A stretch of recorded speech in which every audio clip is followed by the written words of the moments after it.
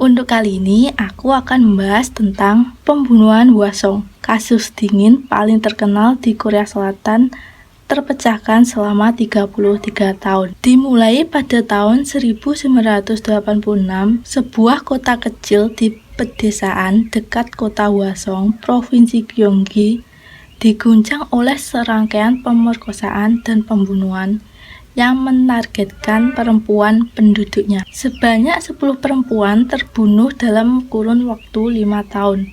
Sementara pihak berwenang gagal mengidentifikasi pelakunya. Kenapa gagal diidentifikasi?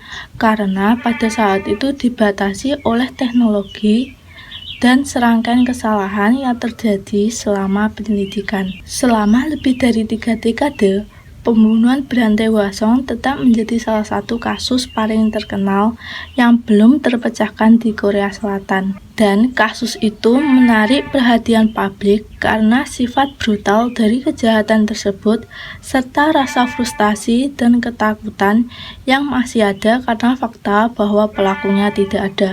The Korea Herald edisi 12 Mei tahun 1987 menggambarkan tingkat tekanan masyarakat yang dirasakan atas pembunuhan tersebut.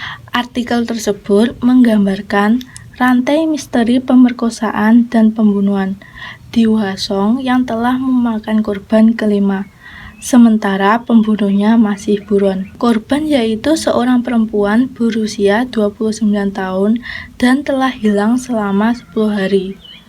Kemudian perempuan tersebut diserang saat menunggu suaminya di terminal bus pada larut malam. Pada tahun 1991, jumlah korban telah mencapai 10 orang. Meskipun pembunuh peniru diduga bertanggung jawab atas kejahatan terakhir tersebut. Meskipun banyak sumber daya polisi yang dicurahkan untuk kasus ini, keberadaan saksi mata dan pengumpulan beberapa sampel sidik jari, rambut, dan air mani satu-satunya informasi yang mereka miliki mengenai tersangka adalah bahwa ia kemungkinan memiliki ciri-ciri berikut, yaitu seperti tingginya 170 cm, usia sekitar 25 tahun, tubuh langsing, golongan darah B. Pada saat itu, analisis DNA baru mulai digunakan di beberapa negara barat. Namun, Korea tidak memiliki kemampuan untuk melakukan tes golongan darah dasar tersebut. Pada tahun 2006, Undang-Undang Pembatasan berakhir untuk semua pembunuhan Hwasong. Kemudian, ada pengumuman yang sangat mengejutkan pada tahun 2019. Polisi mengatakan bahwa mereka telah mengidentifikasi pembunuhan berantai Hwasong. Seorang pria bernama Lee Jun-jae yang telah menjalani hukuman seumur hidup atas pembunuhan dan pemerkosaan saudara iparnya. Kemajuan ilmu forensik, khususnya amplifikasi dan pemulihan DNA, ditambah dengan keberadaan database kriminal, membawa terobosan setelah 33 tahun lamanya. Dengan pengakuan Lee, kisah lengkap pembunuhan Hwasong akhirnya terungkap. Pada bulan Januari tahun 1986, Lee yang saat itu berusia 23 tahun diberhentikan dari dinas wajib militernya. Kemudian di bulan September tahun itu, dia membunuh seorang wanita berusia 72 tahun yang merupakan korban pertamanya. Setelah pembunuhan ke-10 pada bulan April tahun 1991, pembunuhan tersebut berhenti.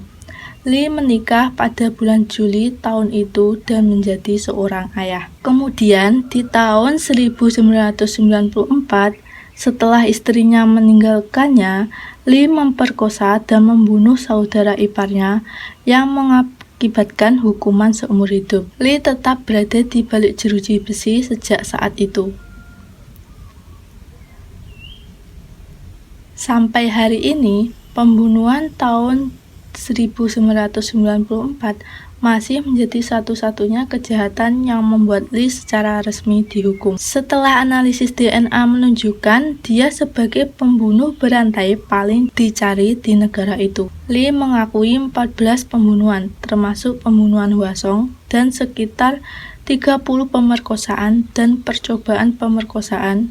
Banyak diantaranya diverifikasi oleh pihak berwenang. Lee mengakui kasus pembunuhan pada tanggal 16 September tahun 1988 yang pada awalnya dianggap sebagai kasus ke-8 dalam pembunuhan Hwasong, namun kemudian diputuskan sebagai kejahatan peniru. Hal ini menyebabkan hukuman yang salah dan pemenjaraan Yoon Song-yoo yang menghabiskan 20 tahun penjara. Investigasi lanjutan mengkonfirmasi keberadaan DNA Lee dalam bukti yang dikumpulkan dari 14 pembunuhan tersebut. Untuk kasus-kasus lainnya, termasuk pembunuhan nomor 8, Lee memberikan informasi yang sangat spesifik yang hanya diketahui oleh pelakunya, termasuk tata letak TKP dan cara korban menanggalkan pakaian. Dan ternyata Lee bergolongan darah O, bukan tipe B seperti yang ditentukan berdasarkan penyelidikan awal. Kesalahan tersebut yang kemungkinan besar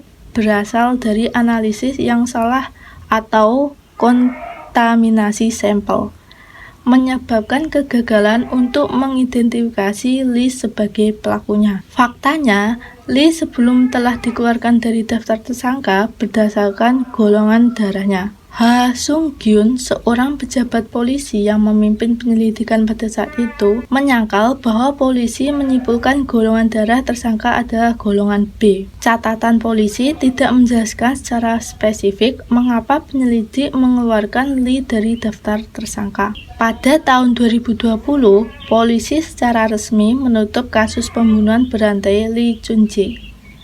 Namun, bagi si pembunuh, tidak banyak yang berubah karena ia akan terus menjalani sisa hidupnya di balik jeruji besi. Nah, dari peristiwa pembunuhan Hwasong tersebut, menjadi inspirasi untuk film yang berjudul Memories of Murder tahun 2003 karya Bong Joon-ho, yang kemudian memenangkan beberapa Oscar untuk filmnya Parasite hampir 2 dekade kemudian. Dalam film tersebut, polisi didorong untuk keputusasaan mereka untuk menemukan jawaban, menggunakan cara-cara yang melanggar hukum untuk mendapatkan pengakuan dari seorang tersangka. Seorang pria yang dituduh secara salah mati rasa karena kurang tidur dan kelelahan dengan lelah mengakui kejahatannya. Yoon, individu di kehidupan nyata yang dihukum secara salah atas pembunuhan nomor 8, mengatakan dia disiksa oleh penyelidik untuk mengaku. Setelah polisi pada tahun 2020 memastikan Lee sebagai pelaku sebenarnya,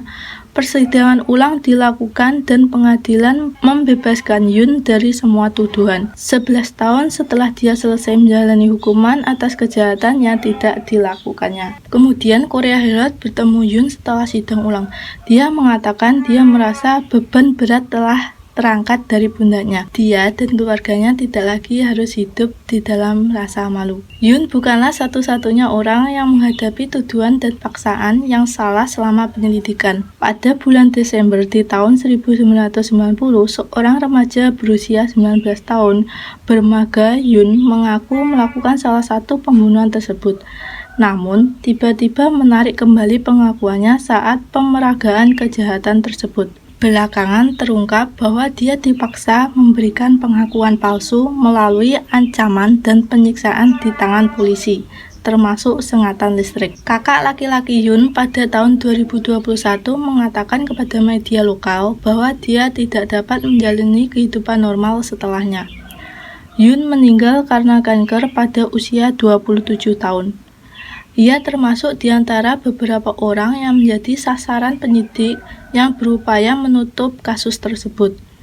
4 diantaranya kemudian meninggal karena bunuh diri. Pembunuhan Hwasong menghasilkan investasi besar nasional dalam ilmu forensik dan profil kriminal. Pada tahun 2021, polisi Korea Selatan menyelesaikan 96,7% kasus pembunuhan, dibandingkan dengan tingkat penyelesaian di Amerika Serikat yang sekitar 50%. Itulah tadi cerita peristiwa kejadian pembunuhan di Hwasong yang akhirnya setelah 33 tahun terungkap. Kalau kalian suka video ini, klik like, share, komen, dan see you!